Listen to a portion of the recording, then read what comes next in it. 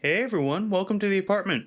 There's few joys in life quite like talking to my fellow guitarists about our shared passion. Aside from playing. That said, there's almost always a point where the conversation slips from enjoyable and, dare I say, rational into the realm of voodoo and general superstition.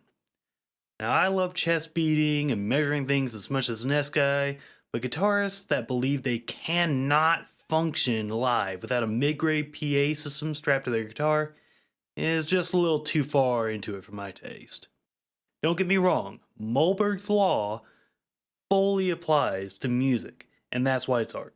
But there are a few rules of physics that no amount of mystique can overcome.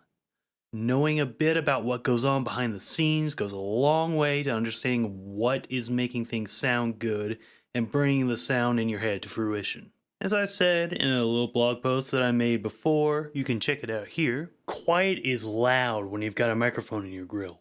Even if you don't, it's probably smart to have the right amount of oomph so you don't melt your drummer's face off mid-session. Or better yet, just avoid an SPL arms race that drowns out your singer. Trust me, no amount of gain, gating, and compression can salvage Vox getting drowned out in their own microphone. How much is enough? Well, I'll give you some ideas. Might be less than you think. Since I had one lying around, I decided to try one of those 10-watt amps that legend says will bring dishonor to you and your family should it ever see the light of day. After hooking up my trusty semi-hollow, diming the volume, and basking in feedback for a few seconds, I eventually coaxed out a note.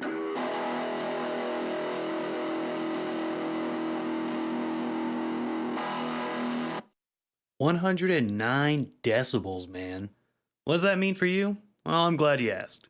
The CDC says humans should limit themselves to just under 2 minutes of total exposure to that kind of sound pressure. That might be a bit shorter than the set list for tonight. Any man of science knows that numbers are meaningless without a reference, and I'm no exception. So I made one in the form of a proper amp, the Marshall DSL 40C. There are few people who would hear this thing scream and call it underpowered. But how does it compare in the quick and dirty SPL test I have set up here? Noise test at 11 o'clock in an apartment. Ooh, I can hear the lawsuit already. A full 116 decibels. If you didn't want earplugs before, you will now. As for the sound, well, I'll let your ears do the judging on that. Tone wasn't exactly my priority on this, so take it with a grain of salt. Now, anyone who's tried it will correctly tell you that you can't run a speaker off a guitar or bass. It's just not possible. But what can make them run?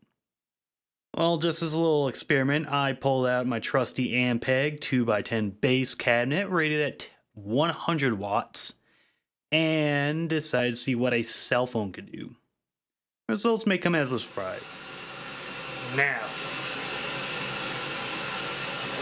this thing's running, guys. You're hearing it. I'm not going to sit here and pretend that this is loud. It's not. I'm talking over it. You can hear it right now. But this is all it takes. The headphone outjack from a phone, man. So what's going on here? Follow-up's not far off. In the meantime, you can check out a more in-depth rundown of what was happening on my website, see below. And of course, like and subscribe if you want to hear more. Thanks for watching. Catch you on the flip side. Sure, I can wrap a 90-foot cable and it won't tangle at all. I put a 20-foot on the ground and it's gone. Right on to Valhalla.